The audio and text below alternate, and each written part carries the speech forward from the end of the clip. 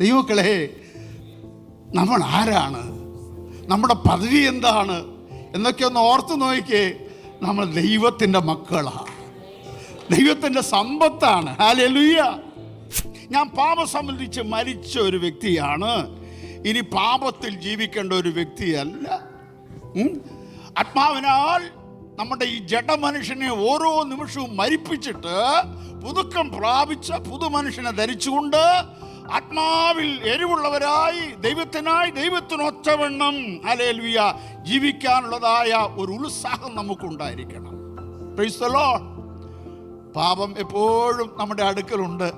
നമ്മൾ അധിവസിക്കുന്നതായ ചുറ്റുപാടുകൾ ഇല്ലേ, ഇതെല്ലാം നിറഞ്ഞതാണ്. എന്നാൽ ഹല്ലേലൂയ, നമ്മൾ ആരാണെന്നുള്ളത് നമ്മൾ ഓർക്കണം. ഞാൻ പാപം സംബന്ധിച്ച് മരിച്ചൊരു വ്യക്തിയാണ്. പാപം തുടർന്ന് ചെയ്യാനുള്ളതായ അനുവാദം എനിക്കില്ല, പാപത്തിൽ തുടരാനുള്ളതായ അനുവാദം എനിക്കില്ല. ഞാൻ ദൈവത്തിൻ്റെ വകയാണ് ഹല്ലേലൂയ എന്നുള്ള ഒരു കാഴ്ചപ്പാട് നമുക്കുണ്ടായിരിക്കണം. Praise the lord. ഗലാത്യ ലേഖനത്തിൽ അതിനൊരു നല്ല യേശുവിൻ്റെ ചൂടടയാളം വഹിക്കുന്നു. ഹല്ലേലൂയ. Praise the lord. എൻ്റെ സ്വദേശം ഇടുക്കി അടുത്ത് ഉടുമ്പന്നൂരാണ്. അവിടെ എൻ്റെ വീട്ടിൽ നിന്ന് ഒരു കിലോമീറ്റർ പോയി കഴിഞ്ഞാൽ ഫോറസ്റ്റാണ്.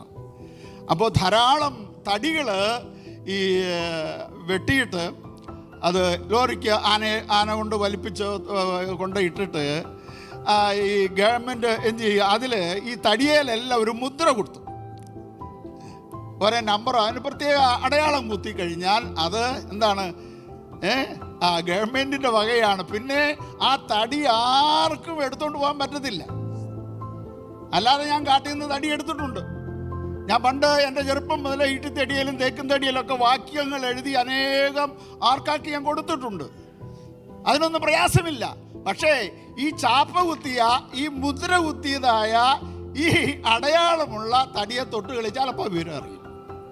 അതുപോലെ ദൈവമക്കളായ നമ്മൾ യേശുവിൻ്റെ ഈ അടയാളം ഏറ്റവരാണ്, പരിശുദ്ധാത്മാവിനാൽ മുദ്രയിട്ടവരാണ്.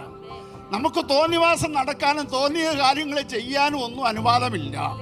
അതുകൊണ്ട് ഞാൻ പറയുന്നത്, ഞാൻ പാപം സംബന്ധിച്ച് മരിച്ചവരാകുന്നുവെന്നും യേശുവിൽ എന്താണ് ദൈവത്തിന് ജീവിക്കുന്നവരാണെന്നുമുള്ള ഒരു എണ്ണല് എപ്പോഴും ഒരു ദൈവ പൈതലിന് ഉണ്ടായിരിക്കേണ്ടത് ഏറ്റവും ആവശ്യമാണ്. ദൈവത്തിന് സ്തോത്രം.